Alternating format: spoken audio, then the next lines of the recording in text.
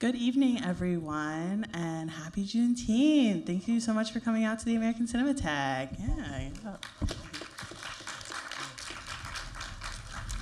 My name is Amani. I'm one of the film programmers at the AC here, and just super excited to be introing this wonderful panel, the Black Identity Through Media panel, TV Today, and we have such a great lineup here.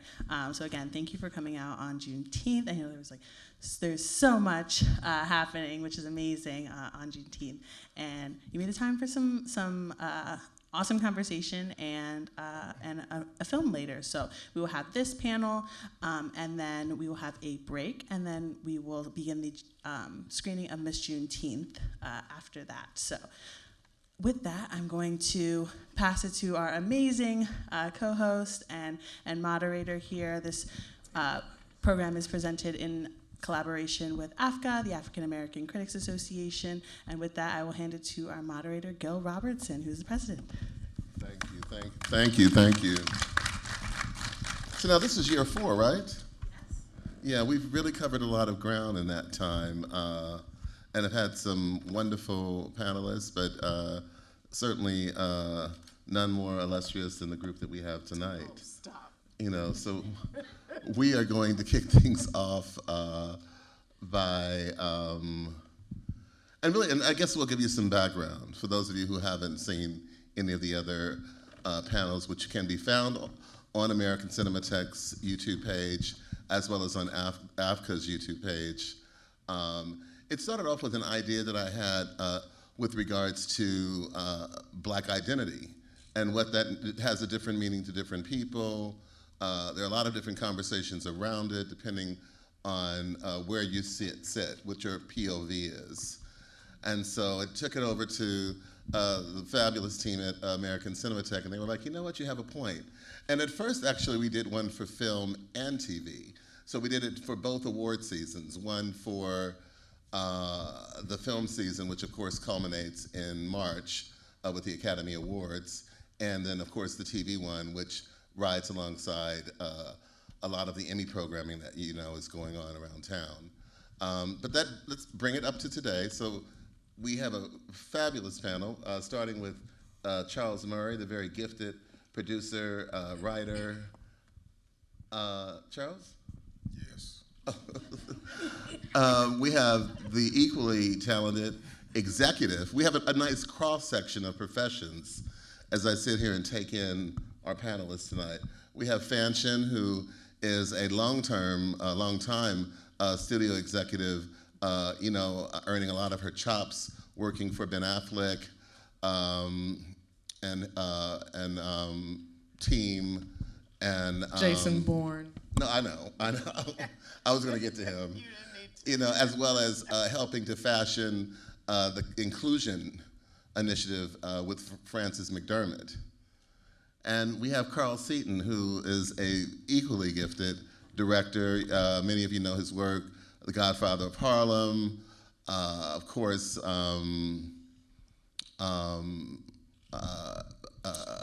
Snowfall. Snowfall is like Chicago PD Equalizer. Yes, among others. I'm like trying to think of Snowfall. Batwoman. They filmed it right around the corner from my house. I'm like having a mind for it. But to start things off today, where would each of you, what grade would you give the industry in terms of accommodating the full scope of Black identity? Fanshen, we'll start with you. Oh, because you could tell that I had something to say. Yeah, D minus. I mean, I think we're getting there, and there are a lot more opportunities.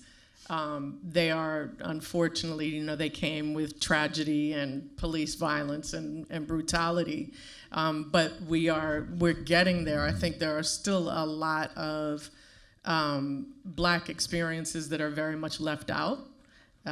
People with disabilities, the LGBTQIA+ community, there's still rampant colorism, even when we're making the decisions. So, yeah, D minus. Charles? I would agree with her, D minus. I think that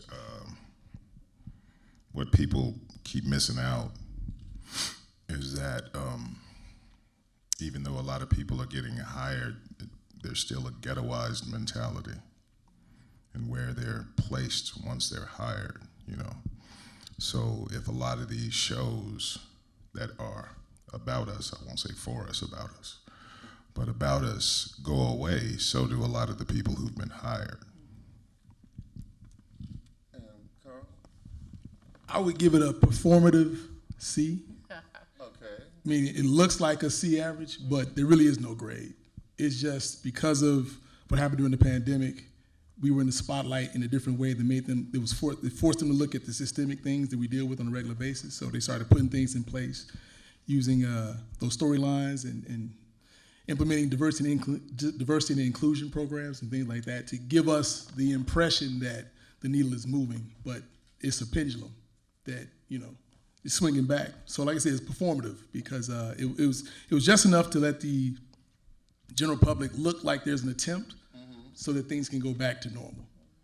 You know, which is interesting. The pendulum definitely swings fast because we introduced this program during the pandemic, and I don't know if it was before or shortly after the George Floyd situation, but there was definitely some promise and hope, you know, with that first group of panelists that we had, and it's sort of discouraging to see that we're right back with the pendulum swinging in the wrong direction. But yet, there are more shows on the air than ever before, and with you know, technology, streaming, there's more of an opportunity for content about ourselves, our experiences to be told. So, I mean, where is this barrier of entry for, you know, diversity amongst storylines and as it relates to Black people? I hear what you're saying, but I don't look at it just in those terms. When I say it's a D minus, I mean, how many white shows are we getting hired on where our color doesn't matter? You know? Right. So, I mean, but that's the full spectrum, right? Because we're all in the same business. Right. So if, and I happen to be fortunate enough to say, One of the few. yeah, you know, but even still, you know, when I came off of Sons of Anarchy, which I, at the time, considered the whitest show on television, I had proved my mettle. But what I was offered after that was not from the full spectrum. It was, do you want to do the slave who stole the ship? And I said, I've already done it. And the same goes for all of it, right? For casting, I had this conversation a lot at Pearl Street with Matt and Ben that the only way we're really gonna know that change is happening is if, I use the example that so Matt had been looking at doing the RFK, he wants to do a biopic of RFK forever. And I was like, cast Denzel and say nothing about it, because that's the best actor for the job, right? That's one of the best actors we have. And white people have cast that way forever, right? Like white people get to be everything. So I was like, we'll know that true change is happening when we get cast as regular people and not just always the Black Panther or the crazy rich Asian, right? We'll know when we are also just human beings sometimes too. Charles, how do you move past that? Working on, you know, having the credentials that you have and coming off the success of that was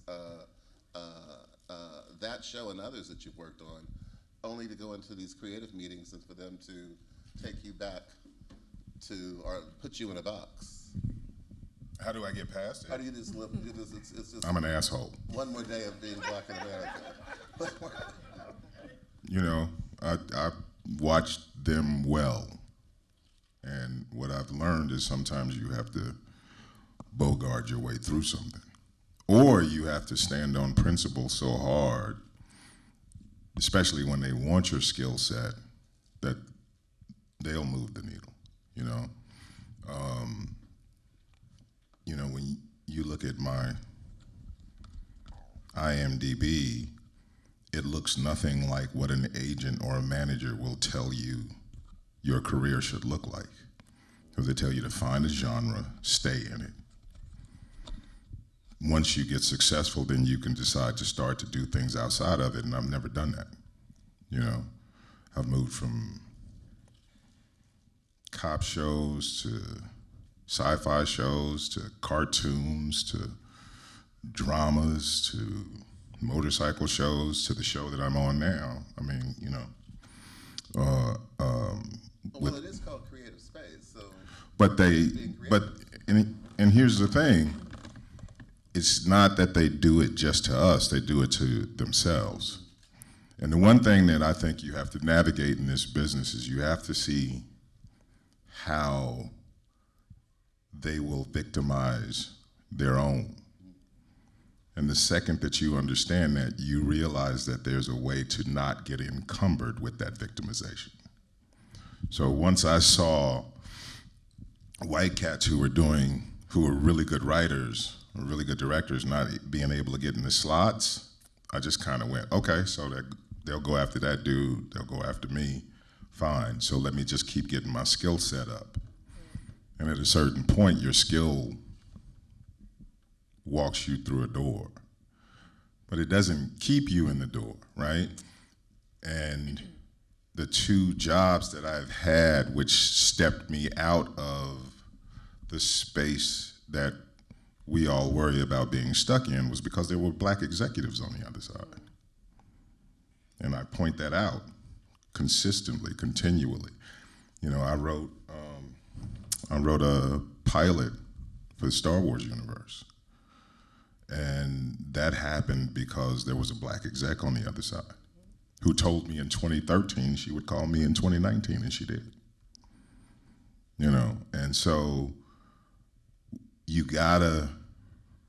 just have to be very business minded. Because all of this stuff, I'm big on like reading our history in this business. Not just our history, but the business's history. And so I read about Jewish writers during the 30s and 40s, you know, Native American writers in the 60s. I read about everything. And you see a cycle, right? And so if you're smart enough to have read about the cycle and see it continue, you look for the breaks. And when you look for the breaks, you find ways to like advance your narrative, you know. They're not ready for a writer like who will say, no, I don't want that project, you know, and stop calling me. You know, I look at our business the same way rappers looked at the music business. And when, you know, Master P started, he was selling out of his trunk. Cash Money started, they were selling cassettes. And when the record companies came, they went, not interested. We're good. The only thing that does is make a company come back harder. You know, and you just have to stand your ground. And if you stand your ground, somebody will cry. I want to speak to that power of no as well. You know, because when you're working, you always want to constantly keep elevating and constantly keep finding bigger projects. So I was offered a pilot, and I was excited. All that. Then I read the script, and there were some things in that pilot that I knew. I said, I can't shoot this because, as a black man, first and foremost, this definitely doesn't align with, you know, what I'm built on, my principles and so forth. So, in the meeting with the writer, I said, okay, before I just say emphatically no, let me see if they're open to creative suggestions to get away from some of this content. And they were digging in, and so I had to ultimately just say, no, this is. Not only did I say no, I told them why this wasn't working. I didn't just say this sucks or this is trash. There's always a why behind it. You give them a why, like this is why this doesn't work. This is why this setup is going to fail your story, and this isn't even authentic. So after having that conversation with them and realizing that I was hitting a wall, I said I'm going to have to ultimately pass. And they were surprised that I passed because they just knew nobody passes on a pilot. So, and I said, and because I passed, that caused them to take a second look at this the script or whatever. I mean, they went and did it with someone else, whatever, but that power of no, saying, I'm willing to just walk away from this and let you all move on your own devices is invaluable. The power of no is very powerful, and I've exercised it a few times. Fanshen, in development spaces, I mean, what's going on there? Because and what we constantly hear is that they're still operating from the same playbook. Yeah, they are Like, still. They're constantly providing lip service that they're looking for a greater diversity of stories. So what is going on in those meetings that you're having? So part of it is what Charles said, which is we don't have enough executives that even have our perspective. And so part of the excuse often, or they don't, it's not an excuse, they don't get it. They literally don't get it. Is it they don't get it or they don't want to get it? I often have Both, absolutely. with a dear friend who's a director, and every year at Upfront, it's like, well, how many shows feature Latin performers? Every day executives are interacting with people from the Latino community. Either they're in their homes, they're encountering them on the street, to and from work, the grocery store, but yet when it gets time for these shows to be, I mean, they still don't know what it's like to live in their skin, right? Like what we have to do is we have to understand our experiences and we have to understand their experiences to survive. They don't have to understand our experiences. So all they see is the person cleaning their house. It could be anybody. They're not interested in what happens when that person goes home. They're not interested in what life is like for that person. And then you get some well-meaning white folks, who say they want to and say they care. But speaking of saying no, I stopped working at Pearl Street. I started my own production company a year ago, and I'm scrambling to work and to get things done. But it has been the most liberating experience because I get to say yes now. And so many times I was just in a position of having an incredibly talented filmmaker or story that I knew I could help bring to the world. But the hoops that I would have to go to even explain the value of what was there was just frustrating.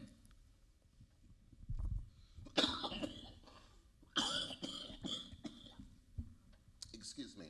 And what of the inclusion initiative that you started with McDermott? Where's that at? Yeah, so it's the Inclusion Rider. I co-authored it with a woman named Stacy Smith, Dr. Stacy Smith at USC Annenberg. She does data analysis. And Kalpana Kodagal, who is the badassest of all badasses. She's a civil rights attorney. And essentially, we brought to Matt and Ben originally this idea of adding a clause to their contract. So every time they go in to negotiate with a studio or a production company, they ask that this clause be added to the contract that is essentially lays out a process for hiring inclusively cast and crew. And y'all know why we had to push that it had to be cast and crew in front of and behind the camera. But Frances McDormand said Inclusion Rider at the Oscars in 2018, and it kind of, in the best of ways made things more visible, but then all of the excuses started to roll in. And it took us a while to pivot and to be able to start to respond to the excuses, to the reasons.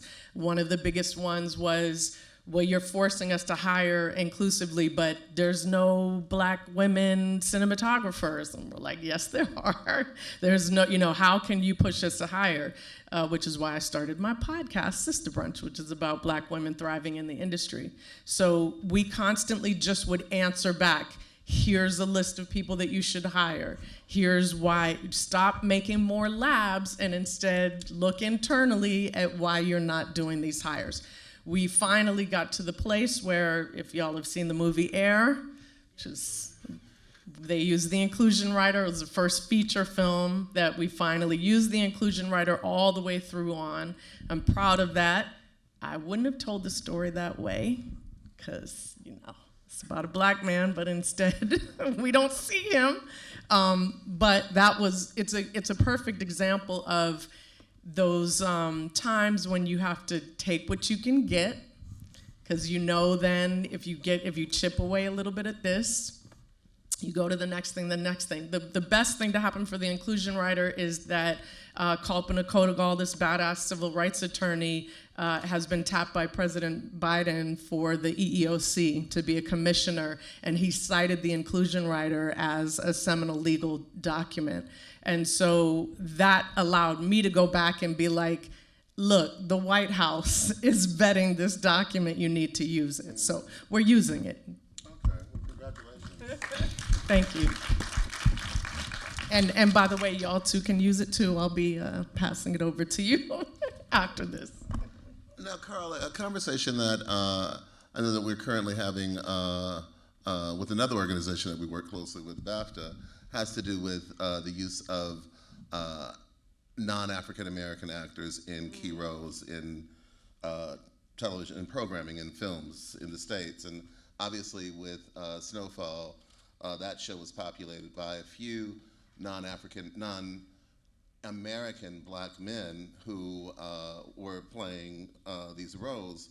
What was the, did that ever hit the set in any kind of way? And what's your response to this sentiment that that American brothers aren't getting the same type of opportunities? It never hit the set, and because number one, that actor in question, Damson Idris, is from the UK. Phenomenal actor, phenomenal actor, gifted actor. So his talent was never in question. And what people don't realize is the hoops he went through to get this role. I mean, he was tapped by John Singleton. You know, some people complain about having to, drive from the Valley into Hollywood to audition. He had to fly from the UK several times, stand on people's couches, because John was like, I don't know about casting this brother in this role that is so LA specific. But his talent was undeniable. And it's funny because Damson's from the UK, the one who plays his mom is from the Caribbean islands. So you wouldn't know this about them until they open their mouths in an interview. But when you're watching that content, you have no idea. And if you focus on the work and the authenticity and the work ethic that he brings to it, it's undeniable. And I have to say, to that point, when we're talking about limitations of black identity, we're a diaspora. So, right? Yes, like, so the fact that, like, I think about Cheryl Lee Ralph, her being Jamaican, and, that finally, I think that just came out, and they talked about it in this last episode, but that's a perfect example of how we are once again set up for us to fight each other, when in reality, like, we want all of us to win. And we want to tell stories about black British people and black Caribbean people and African folks. Like, yeah, so that's a pressure that is intentional for us to be mad about that casting. Yeah, because what I say to people when they say that, no one from the cast is from LA. No one. Right. They're from Detroit, they're from Harlem, Texas. No one is from LA, but you would know that because they did their homework, they understood the assignment. But because they know Damson has a thick UK accent, they're like, oh, see. So, and then I hear people say that. And the argument doesn't work if you're from Detroit. Exactly. Like, where's your argument with that? I mean, I tell a lot of actors that have that gripe. Sometimes it's when you're competing, you have to work. You have to put your work ethic into it. You have to really hone your craft. And these people are craftsmen who spend a lot of time perfecting their craft. And that's who you're going up against. And from my side, I want the best person to do the job because that makes my job a little bit easier. And then there was a similar feeling among actors when you started to see more and more recording artists, rap stars in particular, move into these spaces. So, I guess eventually things will settle or reset. But when you say start to move into those spaces, again, this is why I'm saying. And a lot of that was economics because those people it was felt that they could bring the dollars. Right, but Fred Astaire wasn't an actor. I was going to say, right. Like, Gene Kelly wasn't an actor. Right. John Wayne was a football player. So it's not, when you say I was having this conversation with a friend last night and she was telling me something about, like, they were arguing about the death of theater. And I was like, they were arguing about the death of theater during the Depression. instead of getting caught up in these cyclical arguments, you realize that this shit has gone on since the beginning of, who was the biggest star? Al Jolson. He was not an actor, you know? So they're gonna do whatever they can do. You wanna know what the bigger argument is to me? Creative people have to start doing business. Creative people have to stop saying, oh, you know, the business aspect I leave to my reps, right? Because this man made a movie for under $100,000. I made one for $300,000. Ava made one for $50, and then made one for $300. Matt Cherry made one for $110. It's possible. It's possible to create the universe that you want, but you have to look outside of what they're marketing to you. Right. And a you lot of have times to those be projects business-minded. are deeper, more layered, more rich. That's where we don't get stuck in the, you know, in the us having to prove ourselves and tap dance to get funding, but we're telling true stories. When you're telling stories independently, you have the freedom. We're talking about Black liberation today. You have the liberation to truly speak your truth when you're doing it that way. Hollywood Shuffle. Absolutely. She's got to have it. Just another girl on the IRT. It's not far removed from us. But what we get caught up in is the grandiosity. The business tricks people in the business just as much as it does the people that they want to come and watch their stuff, right? So when we talk about equality, think about this shit like the Montgomery bus boycott. Don't spend your money. If you give me your money and fuss at me, but you keep giving me your money, I ain't gonna have a moment of conscience. I'm gonna be like, yo. Right. You have no incentive to change. Why? That's true. You know, streamers are obviously in the news significantly because they're of the profits that aren't not being distributed in a way that various professional bodies in the industry feel how they should be. But have streamers have streamers served a purpose, you know, in again opening doorways, creating pathways for diverse stories, and for Have they? Other than Black Lady sketch show, what's been on HBO that looks like us? And Insecure. And rap shit. Well, HBO isn't a streamer. HBO isn't a streamer. It's not? depending on who you I mean, it's an institution. That's cable. I think you're talking about Amazon. It's the first Netflix, and streamer. Apple. right. A point can be made to both of your sides. I mean, well, yeah. I mean, HBO has its own lane. Right. It's a thing of it on its own, right? I mean, that reminds me of what Hulu's doing with Onyx, right? And in some ways, I'm celebrating it. I'm like, yes, they've got a whole division for us. And yet they do it on purpose because then we get siloed again. Then it's like we have to be ultra Black on those shows. So you go to pitch something at Hulu Onyx, your pitch is very different than what you would pitch to Hulu. And your budget. I absolutely, yes. I want to Absolutely. argue, what is a streamer? Okay. Something that existed. How is after HBO 2020. Max I a think streamer? it's a timing. Max- It's a timing thing. Max Max is is a a streamer, right? HBO, the Game of Right, Thrones, right. the Sopranos, Oz is HBO. That's that Sunday night. Tune in to HBO. HBO's been making hundreds of millions of dollars a month off of people because they won't turn off HBO for decades.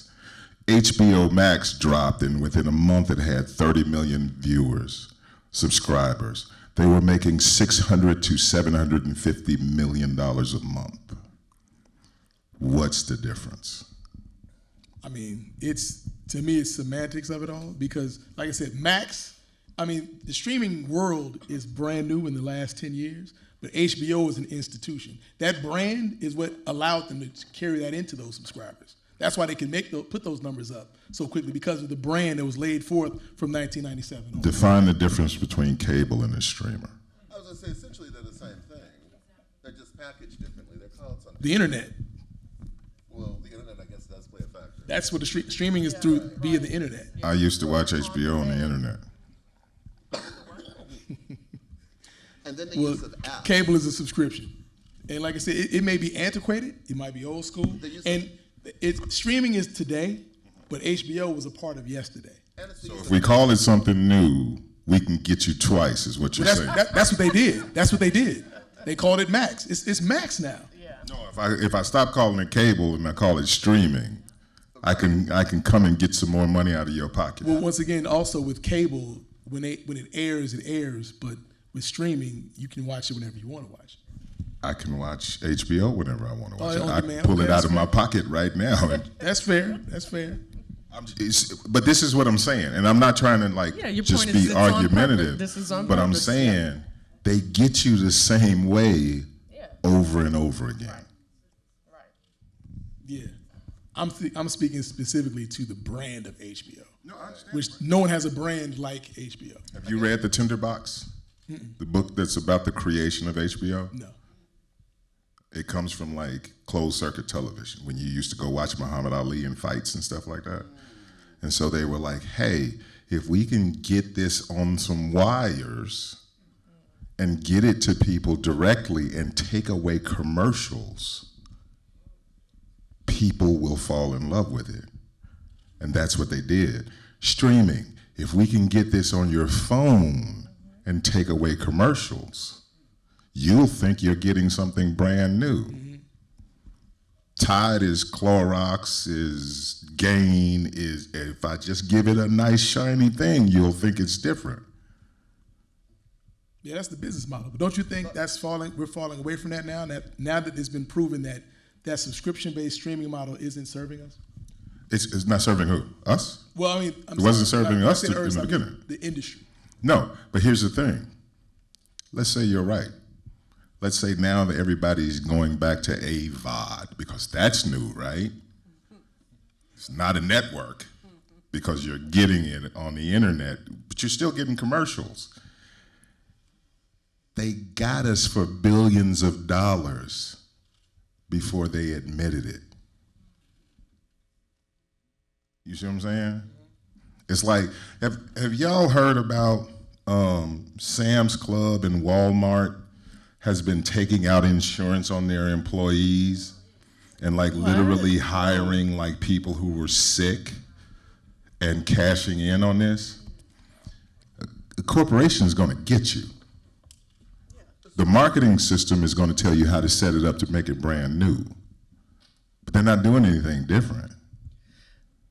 Do y'all talk like this when when you're on set? Because I'm trying to figure. I mean, I appreciate it, and I appreciate us being able to speak this way here, and I do often as the only person in the room, right? But how do you continue to work when you talk like that? Well, that's the unique thing about both of these. I know about God, but I still sin. We have powwows. We sit down and talk for hours in a coffee shop. But like also then when you go to on set or you're going to pitch something or do you speak this way? I mean, you don't really have a choice. Right. Because if you don't, you'll pay for that down the road. So it's best for them to have a strong idea of your voice. And you don't always win these battles. It doesn't always advance you. But if you can look yourself in the mirror, you can face your family and say, you know what, I have agency, I have to protect my agency, because a lot of people out here have big deals and have had great success, but it's a cancer eating from the inside out because of some things that they swallowed or just accepted. So you have to ask yourself that. Like I said, I mean, things happen for me later on in life, so I had to struggle a lot before opportunities came my way. So I understand the value of, number one, opportunity, number two, of agency, where saying yes to something now can cost you. So now I ask myself, what's the cost? So when you realize, can I afford this? If I can't afford it, it's not even a discussion. What was the thing that you talked about an executive and a black executive, right? So was it the same situation where, because same thing, look, I speak my truth, but that's why I have my own company now, because I wasn't gonna, right? Like, so what is the thing that we need to do to make sure that it changes? Given everything you're saying, given what the truth is of all of it, what is it that we need to do? Because you are starting to see more, a greater variety of stories. All you have to do is look at Queen Sugar, look at the recent Chevalier, or even look at the phenomenal movie that Lionsgate released for you, Charles, at the latter part of last year, to see that I guess the door is creaking open. The Devil, you know? Yes. Yeah, but you know what I had to do? I had to get on the phone with Lionsgate and say, tell Stars to give you the other money that you need, because the guy that's starring in my movie is bringing millions of people to watch your show. You have to talk business. Right, yes. To answer your question about what we need to do, we need to communicate with each other more. True. Because there are a lot of people live in silos, and then when they get a little game, they hoard that game and don't want to give it up. Yep. And that game can save somebody so much hardship. We can talk about that in this room too. Some of us need to do better. Some of us that have opened doors aren't really trying to keep the door open or anything like that. So first of all, as Charles said, learning the business of the business, because it is definitely, number one, it's elusive, and it takes a diligence parallel to your creative craftsmanship. So you have to you have to speak two different languages sometimes, because you got this right brain thing and then you got the left brain thing, but they're both equally important, because if one suffers, it's detrimental to your whole macro of a situation. So first of all, so effectively communicating with each other, mentorship, and then let me just go a little deeper with the mentorship, because a lot of people want people to mentor them, but haven't done the work to be worthy of being mentored. They just want you to hand them everything, and they haven't really stepped up and shown, like, I've done this on my own, I've done this on my own, I'm here and I'm here, I'm here. I just need some game to help figure things out so I can navigate for myself. And a lot of people don't really come to the table with a lot. They have an expectation of you just rolling it all out for them. Then they curse you out when you don't give it to them. So as we move towards the end of our fourth year discussing Black identity, what can each of us do, and the folks who are in the audience, to create a different environment for Black creative professionals in terms of just who we are and how we're seen on screen? Because we've had for everyone from Cynthia Erivo to Franklin Leonard to a long list of others take part on this panel discussing this very topic, but I'm kind of getting the sense that we're going a little around in circles, where we seem like we know the answer, we know the route, the way out of the mousetrap, but yet we're not finding ourselves close to that door. I don't know if I'm. No. So, shit. I think when it comes to Black identity, Black folks just need to unask what they think Black identity is, because it's a variety of things. When I made my first movie, it was about domestic abuse. And a well-known filmmaker pulled me to the side and he said, "Hey man, I really appreciate your movie, but we don't need to be putting it out like that. Your next movie should be about brotherhood and togetherness." So I made my next movie about suicide. And for every Black movie, there's a Black identity. Absolutely. Right? So if we lean into the monolithic thinking that others present to us, then how do we win? I've gotten into bigger arguments with people who want to compliment me by saying something bad about Tyler Perry, and I go, you're not going to do that to me. Because there are people who watch his stuff that enjoy his stuff and love Speaking his of stuff. business, I mean, You know. that's a business person. And so I just think that it comes down to the second you hear yourself saying, well, you know, black folks are, you sound like the other. Yeah, And just to- go ahead. be intentional about choosing different. Like, if something comes to you that is the same thing, that there are other shows like, and look, they do it all the time. That doesn't mean we have to. So if someone comes to, I know for me, when I get pitches, especially from us, I'll send it back. Even just a deck. I'll be like, why isn't there one dark-skinned woman on this deck? Any deck I get, I send it back. And I say, go back and think about this and broaden the perspectives, broaden the stories that you're trying to tell. And I won't take something that has already been done to death. We have to push ourselves to tell new stories. Where do you think we're at in terms of seeing more LGBT, the black LGBT community, which up until Pose was basically invisible? Up until Polk? Pose. Pose. You gonna leave out the great Patrick Ian Polk? Well, I mean, In terms of a broad audience, and, mainstream. yeah. But what was there before him in Noah's Ark?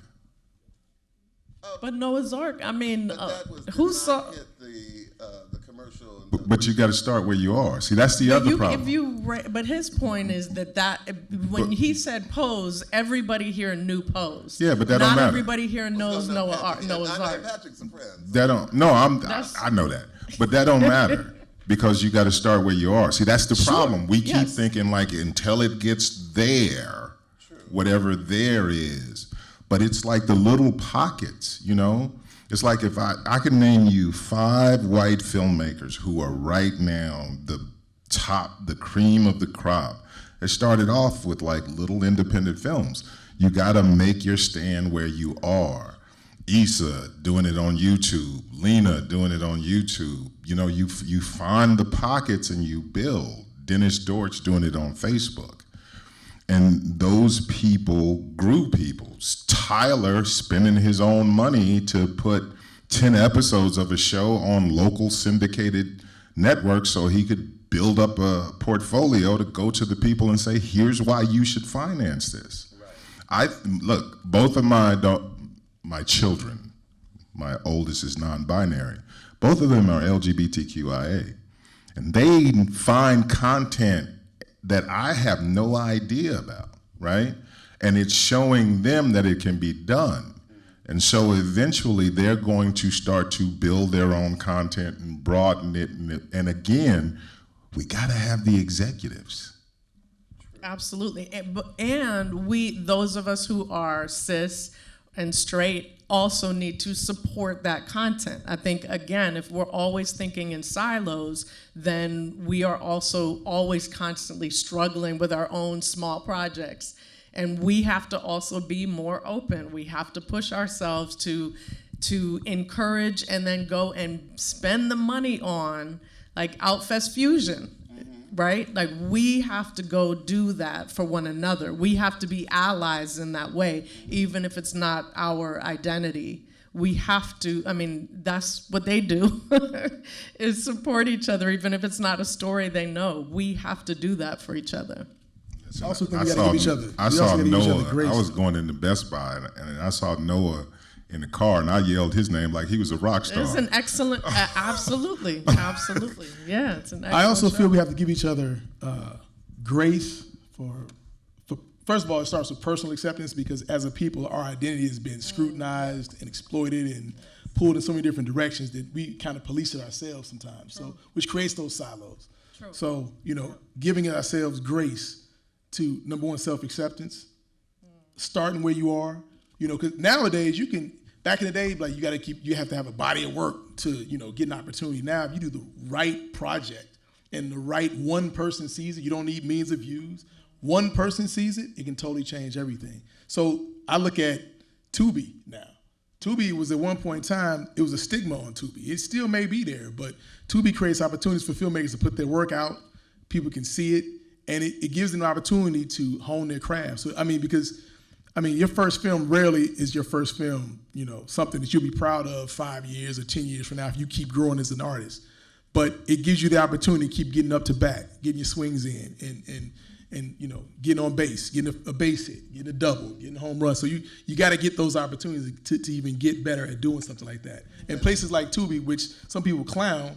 But it's about to be in the mix. I mean, they have a new initiative headed by Oz. They're the ones that But did you that know- Super Bowl commercial, wasn't it? Was it Tubi Yeah. that did that amazing Super Bowl commercial? And what's interesting, that turnaround took a year. Right, It it's a happened lot faster, super quick. yeah. But again, when you start thinking about it, Tubi was born because of Pluto TV that nobody was paying attention to until people started going here in new places. Here's what the networks and the studios look for. They look for a place where they can take their dead content and make it living again. And when Pluto dropped, you saw all of these syndicated shows that used to live on, like, Carl back in Chicago, Channel 32, Channel 44, stuff like that. 44, 50. And then now you can stream it. And they were the ones that said, let's bring commercials into the mix, which made Netflix do it, Amazon do it. Amazon has Freevee now. And so that's what I'm saying. It's like, you don't just, you can't, if you're trying to be in this business, you can't just look at the thing that's presented to you. You got to say, if they're presenting this to me, I need to excavate things that are leading to this thing. I have to shout out Deshauna Spencer and Quelly TV. Quelly TV is a Black woman-owned distribution company. It's a distribution platform, and Black women in particular have the hardest time, getting funding for these types of platforms. But she has incredible content from the diaspora. Quelly TV, and it's a monthly subscription. Those are the things that we have to support. Those are the things we have to sign up for. Then those are the things that we should put our content on. Go straight to Quelly, especially when there are independent projects. So should someone make a Deion Sanders move and go and work at go and join up with a Quebby? Yeah, absolutely. To enforce the advertisers and the talent? Yeah, I know Nate Parker and David Oyelowo just announced they've got a new platform. I mean, Musa. Yes, I wish that they had just gone ahead and worked with Deshauna, because there was. So my thing is, don't reinvent the wheel either, right? Like, if it's there and you have a name, then go support these folks that need that. But we tend to do that. Yes, we do. Yeah. Crabs in the It's bucket. Everybody wants to be capital. number one. Right, right. Which goes back to us finding out our identity and opening ourselves up and humbly saying, okay, I can get this far by myself. Right. If I partner with you, we can get that far. If I partner with you, we can get even that further. Yes. So, I see, it's funny because I see a younger generation having that mentality more so than a lot of people that are older that have been, subjected to certain things like. But but even then, even the young folks with that mentality, sometimes it isn't always perfect. But it takes steps like that, and it takes that partnership to further most causes. I think a lot of it is everybody wants to be number one. Right. Everybody wants to be the biggest. Yeah. You know what I'm saying? So So that shine. Everybody wants to be integrated. Really? Okay, so let's talk Continue. about segregation and integration. Let's talk about all of the businesses that disappeared upon integration because we were finally being invited. Let's look at all the grocery stores that disappeared, all the doctor's offices, all of the dentist offices. There's a price to pay when you aim at the majority and say that's what makes you worthy. Yes, right. The challenge is it's capital, though, right? Like that's why Because you aim they there. want your money. That's right. That's the challenge. And I'm not sitting up here saying that I'm a segregationist, but I am saying that when you make the leap, you have to make sure that you understand why you're doing it. And you have to know that when you spend your money on the other side, they're not going to just be nice because you're giving them your dough. So you have to take care of your money. Fuck putting it in the bank. You got to understand how your money benefits you and them. So we should mention places like Spring Hill. We should mention that with Kevin Hart, like we're finally, that I have a lot of hope, you know, when we talk about the D-, that's in terms of like the studios, et cetera. But we own our companies, and you can see it in the content that's being, even Charles King with Macro. We're starting to see what happens when we are in those positions of power and when we have the resources as well. What it was before was like we could get there, but we didn't have the resources. Now, folks with money, you know, athletes with a lot of money have their own production companies, and I have a lot of hope in that for sure. You just got to make sure you're looking at who reps them. Absolutely. Good point, good point. Now that we've seen the leadership ranks at the very top of at least two very large television entities be led by women of color, have you seen any type of residual effect that, or is it maybe too soon? Well, I say the Woman King got done because of Nicole Brown. That happened because a black woman was at the head of a small studio, but it's under and up. But yeah, that's amazing. You were talking about network? Network. I'm sorry, that's right. We're doing this is TV. Sorry, but yeah, no, it's true. No, but I mean, Nicole Brown, Alana Mayo. Alana? Who's running Orion right now. Perlina. Yes. Of course. Yes. Channing. Yes. Hell, let's throw in Bella Bajaria. But again, you have to take into account that there's a P&L that they have to, Without a doubt. Yes. right? Yeah. So let's just say these sports figures that you're talking about decide to do a collective where they put hundreds of millions together and say, this is not going to happen overnight. This is going to take time because, how long has Warner Brothers been around? 100 years. How long has Fox been around? 100 years, New Line, a lot of people don't know this, but New Line, Bob Shea had a phone in an office. And his first movies that he was buying were like movies to play on college campuses.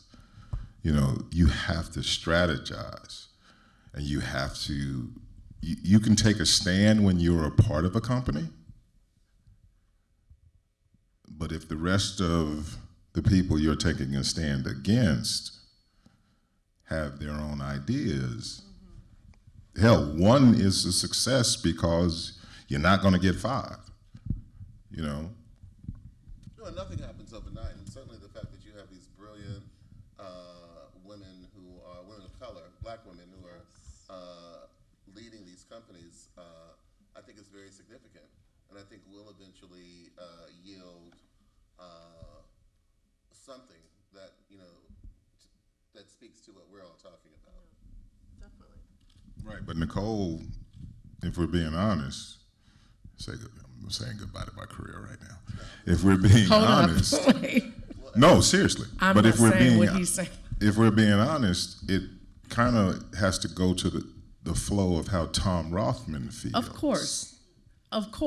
Without a doubt. You know what I'm saying? Still, I mean, to your point is we have to build. So, right? I mean, we are not where we want to be, but it's huge. It's not real independence until we control Absolutely. Yeah, and listen, Channing, I absolutely adore Channing Dungey, and I think Nicole is like one of the smartest women I've ever met. But when we have these, I'm just saying, when we have these conversations, we can talk about their greatness, but if we don't talk about what they're up against, we sometimes end up faulting them. Absolutely. And we shouldn't. And speaking of that, when we know they have work out there in the world, we need to go see it.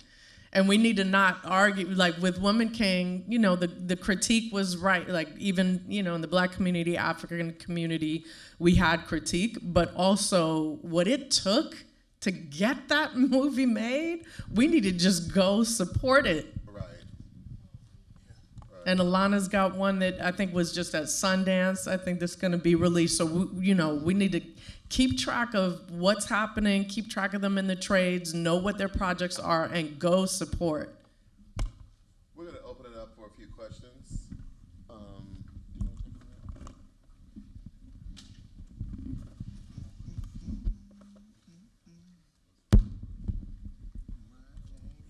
So yeah, do we have any questions from the audience? Feel free to come over here. Do we have any here? Yeah, you can. Can you step forward? You can come on forward. Yes, if you have a question. Is anybody going to have a deal at the end of this? Because I see people saying their deals are being... That's a great question. Writer's strike. Because of the strike. Yeah. Because of the force majeure thing, they did that in 2007, 2008. They'll use the strike as house cleaning, you know, and then the person will lose a deal at one place and go someplace else and get a deal. So, there'll still be overalls. A way of working itself out. Yeah, the machine won't stop. It may be on a pause right now, but it's just refining itself so that when these strikes, subside, it's going to get back to business as usual. And as Charles said, you may lose a deal here, but I've been talking to somebody during the strike so that when my deal lapses, I'm going to go right over here. And they're going to be waiting for me with open arms over there and so forth. But the thing about the strikes are, as usual, if folks in the industry get a cold, black folks get the flu. So we catch the brunt of that. Yes. So, the concern would be how far diversity and inclusion continues after this. Is it going to be pushed to the back? Is it going to be, quietly erased? Because I see a lot of diversity and inclusion officers being let go from their positions. And it's always the black ones and people of color that get, and yeah. Shouldn't get started. Yes. Do all you can to prepare for when things come back with those rich, beautiful, complex, layered, stories that are different than what we're seeing now. Do that. Do a lot of reading.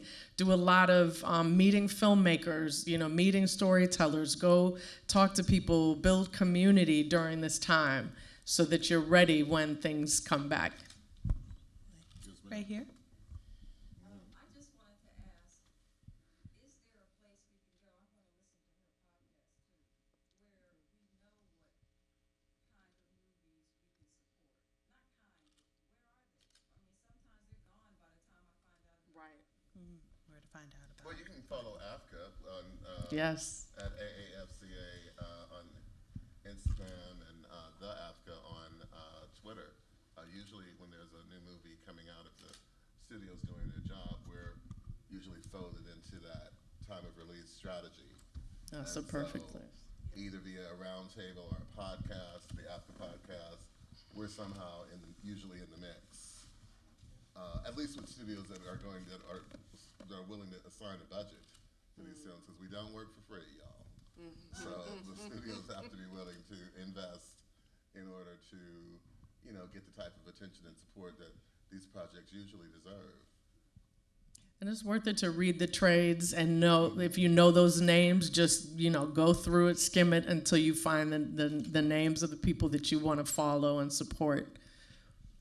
I just wanted to add, I'm a big believer if there's no people of color, especially my color, I don't go. And Right. like I said, I don't care what the movie's like. If I fall asleep in the movie, I'm going to pay for it to support Yes.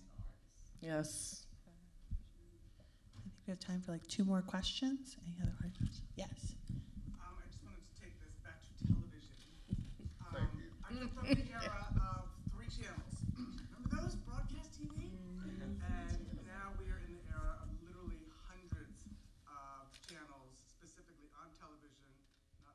about streaming. All three of you have worked on projects that were both mainstream and specifically Black stories. Where do you feel the onus is now, the back end of the pandemic, in terms of telling our stories specifically, telling Black stories with Black characters versus, Charles, specifically to you, when you were talking about, you went and deliberately made a movie about domestic violence, a human issue. You made a movie about suicide, a human issue. So telling our stories versus telling the human experience stories, and where we need to focus our attention now. Aren't they one and the same? Yes.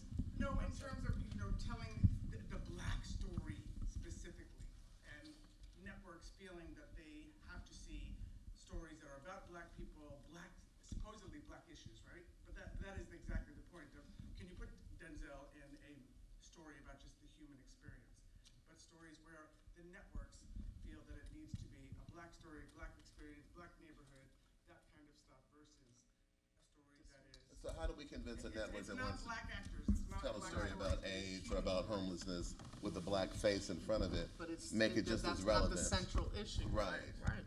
So you're not casting a Black character. Right. You're casting Right. an actor.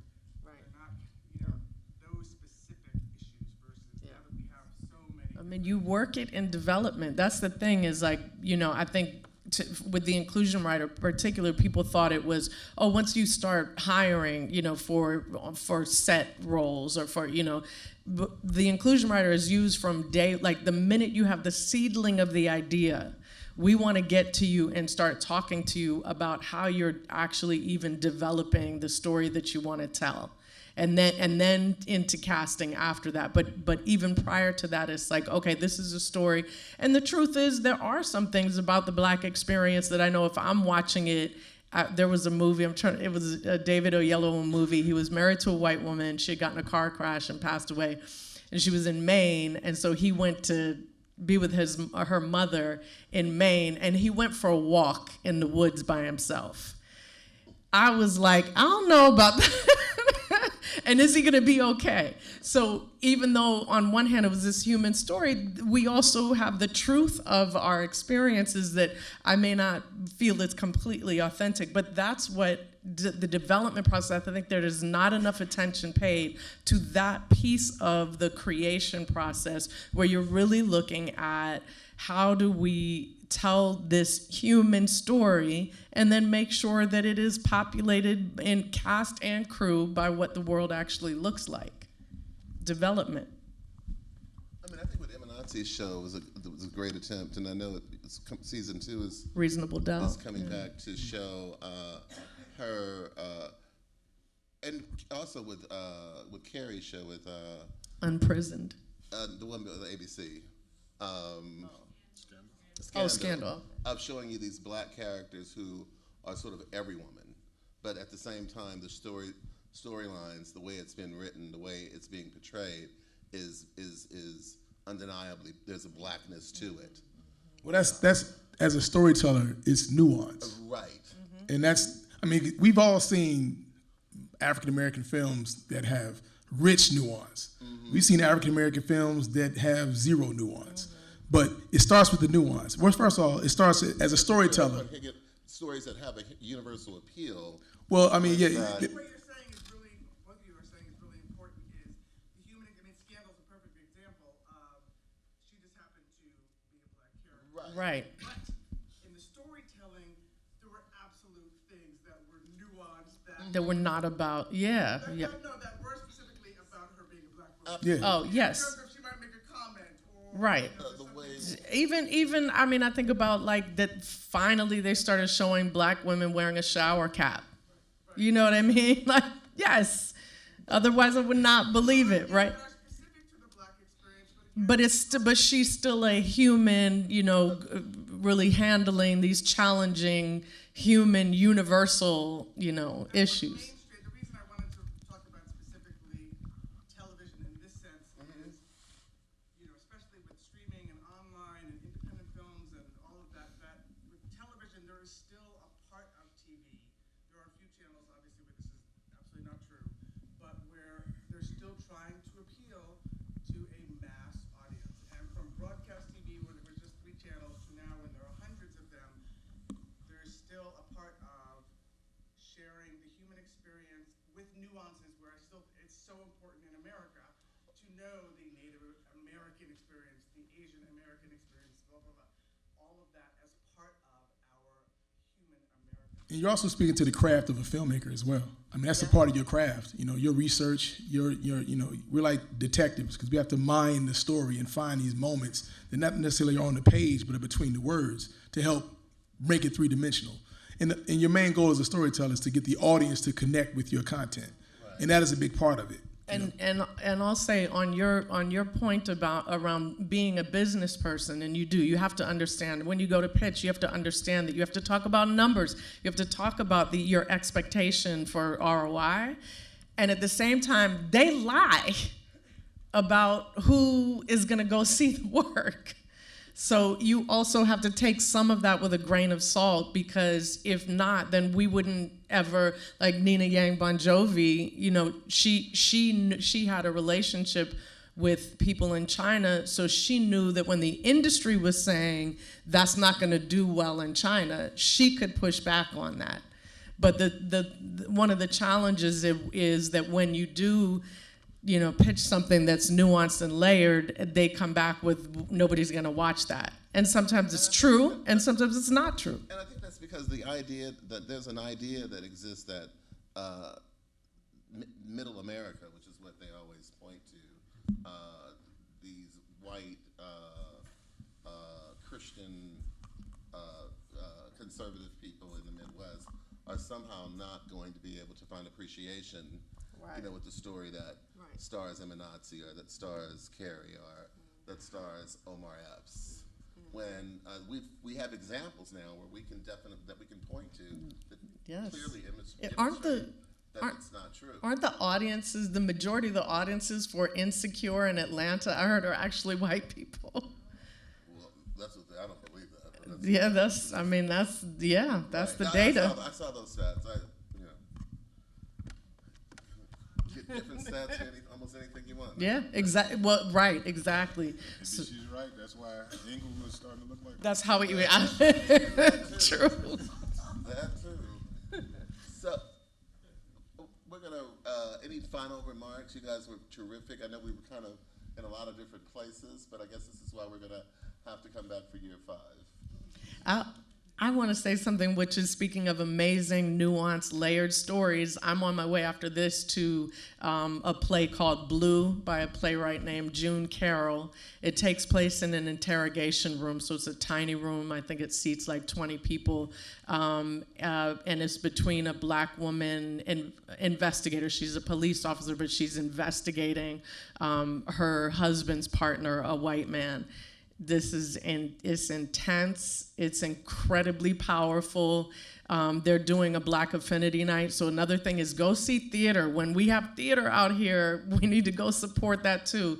But they're doing a Black Affinity Night on June 24th. And the last time I went to see the play, it was a Black Affinity Night, and it was just incredible. I had an experience that where we were, you know, everyone in the room was coming from the Black gaze and the Black perspective. So go see that play. It's at the Rogue Machine Theater, and support Black theater too. I just want to say to all the creators out there that, you know, you have to get comfortable being uncomfortable, and just know that it's going to always be a fight. It's never not a fight. You could be working on your first episode of television, your 40th episode of television, your 100th episode of television, your first film, your 5th film, your 10th film. It will always be a fight. And it's a fight that you're going to always have to have, because you have to protect the story, the nuance, the integrity of the story you're trying to tell. It's always going to be the case. So to arm yourself, you want to educate yourself as much as possible, speak to other filmmakers as much as possible, learn as much as possible. We're in a day and age where you don't even need to go to film school anymore. You can literally educate yourself from YouTube, Google, and things like that. TikTok, almost, you can educate yourself off of. So the knowledge is out there. There are people out there that are constantly sharing. If you're looking for mentors, I mean, you can parallel mentor someone. You can find somebody that you admire, find a podcast they've interviewed. For example, Charles did a podcast a couple weeks ago called Let's Shoot with Pete Chapman. It is an amazing episode. First of all, it's an amazing podcast because there's a bunch of different filmmakers constantly telling you not just what they do, how they learned to do it, where they came from, their rise and everything like that. It's very informative, and it gives you perspective and insight that you can't get from a book, you can't get from a lecture class, and it's free. It's literally on your phone right now. So seek out the education, enlighten yourself, prepare yourself, be comfortable being uncomfortable, and just be prepared to fight. And just know that our stories still need to be told, and there's a huge, huge audience for our stories, not just here in America. There's a whole continent of folks dying to see more of us in different ways. Charles, the final word to you, sir. Take the word easy out of your vocabulary and keep it moving. And with that said, the church says amen. Thank you. On behalf of American Cinematheque and the African American Film Critics Association, thanks you guys for coming out tonight.